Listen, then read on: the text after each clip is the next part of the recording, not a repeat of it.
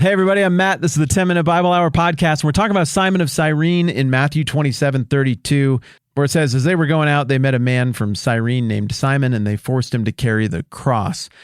This is about the only thing we hear about Simon. We get maybe a minor detail here or there from the other gospel writers, but he's a dude who pops onto the screen and then pops off of the screen, and that's it. So why did Matthew even tell us about that? Why did he leave these details? What additional themes or layers of meaning might be sitting there for the taking if we think a little bit more about Simon of Cyrene or Cyrene in general? So yesterday we were talking about the region he's from, Cyrene or Cyrenaica. So right now we need to pick up where we left off and see what else there is to know about this place.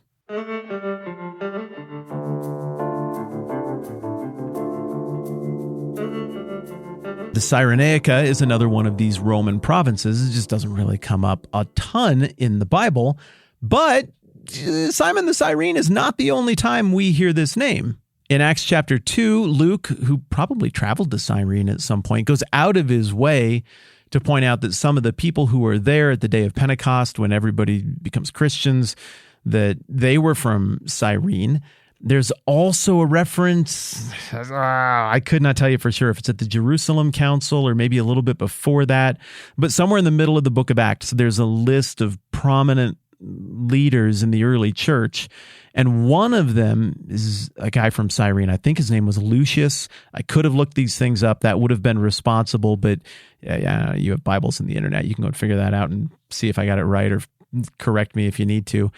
And the fact that in the very early going of the church, you would have a prominent Christian leader from Cyrene suggests one of two things. Either Simon of Cyrene had a very impactful experience here and went back home and told people about what had happened. There is certainly a tradition suggesting he did so in northern Egypt, West Egypt, even into Cyrene, Cyrenaica, Libya, whatever we want to call it.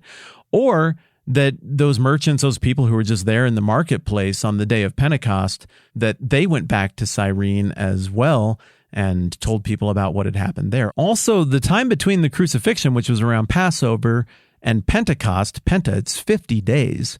So I don't think you're getting on a boat and sailing all the way from Cyrenaica to Jerusalem to be there for a long weekend. I mean, you're going to be there for several weeks doing business or whatever you're up to.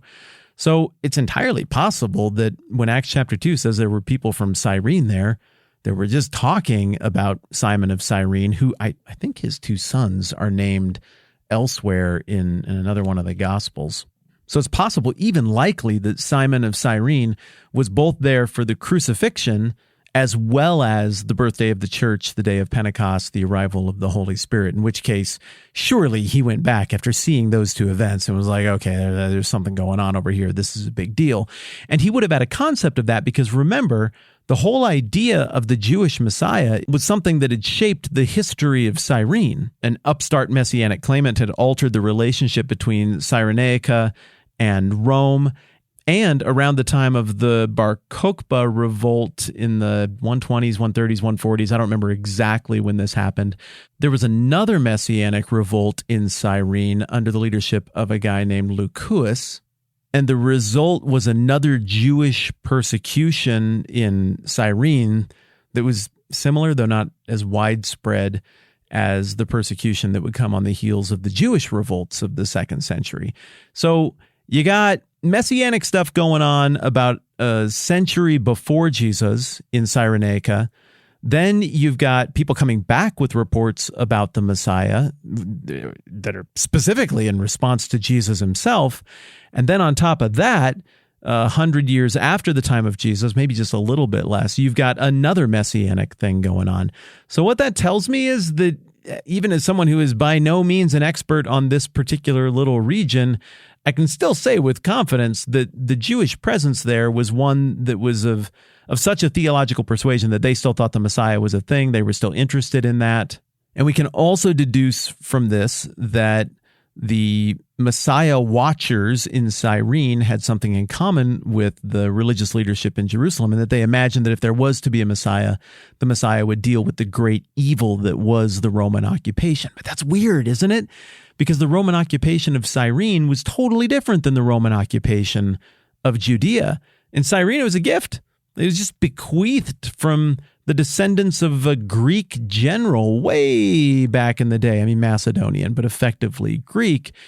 Whereas Jerusalem, that wasn't the deal at all. I mean, it was kind of a weird sweetheart negotiation between a sort of Jewish family, that being the people who came before Herod the Great, and some up-and-coming Roman politicians that kind of slicked their way into ownership of Judea. So there it probably and quite immediately felt a lot more like a military occupation by force than it did in Cyrenaica. At any rate, just for fun, not that it's totally relevant, I went and did a little bit of reading about what happened to this region after, because I would assume that it got conquered by the Muslims in those 7th century conquests that I was referencing the other day, and that is the case. It got overwhelmingly taken by the Arabian conquest. However, I thought this was really interesting. There were a couple of communities, one in particular, whose name I don't remember, who continued to be Byzantine in governance. That is, they were associated with Constantinople, Byzantium, the seat of the Eastern Church, for a really long time after that Arab conquest. I don't know what that means. Just thought it was interesting. You can't tell this because we edited out the pause, but one quick note as well. I did just go and dig around, and it looks like over in Mark, we get the detail that Simon of Cyrene was the father of Alexander and Rufus. And that to me points even further to the idea that early Christians who were writing this stuff down knew that Simon of Cyrene was affected by what he encountered, and that there's some legacy of faith that continued. Otherwise, I just don't know why you'd know his kids' names. I choose to believe this guy became a Christian, that he saw things at the day of Pentecost, and that he took Christianity back to his home with him, and that it affected things there. I could be wrong, but it's fun to think about. Why does all of this matter? Well, I go back to what I was saying last time around. It matters because we're trying to get as much of the data in front of us as possible. We're looking for connections and details that will help us understand how the original audience, to whom this was originally written, might have understood all of this business. And in doing that, I think it's probably pretty likely that Matthew's original Jewish audience was aware that part of the Jewish scattering, the Jewish diaspora, included this little province in North Africa. I think his original audience would have known that they had had a failed violent messianic revolt. Surely just bringing up the name of this particular region would have reminded people or served as a contrast between that world kingdom approach to being a messianic claimant versus Jesus' very different kingdom approach. What happened in Cyrenaica was playing out very differently than what we're reading about in Matthew 27 with Jesus of Nazareth and, well, his relationship with Rome. I go back also to what I said last time around. I have to think that all of this is intentionally pointing to the Gentile mission, that being the idea that the whole family of faith thing, the whole Jesus thing, was meant for everyone all along. This feels like it might also be emblematic of a bit of the passing of the baton from the people who should have been leading the way in the right response to the Messiah to people who shouldn't have had a clue. But remember that motif throughout Matthew of the people who shouldn't be able to see can, and the people who should be able to see clearly can't. This feels like we're still playing off of that as well. And another thing that I think often happens when we look at these documents is that sometimes we have to acknowledge that the original audience would have had a few questions.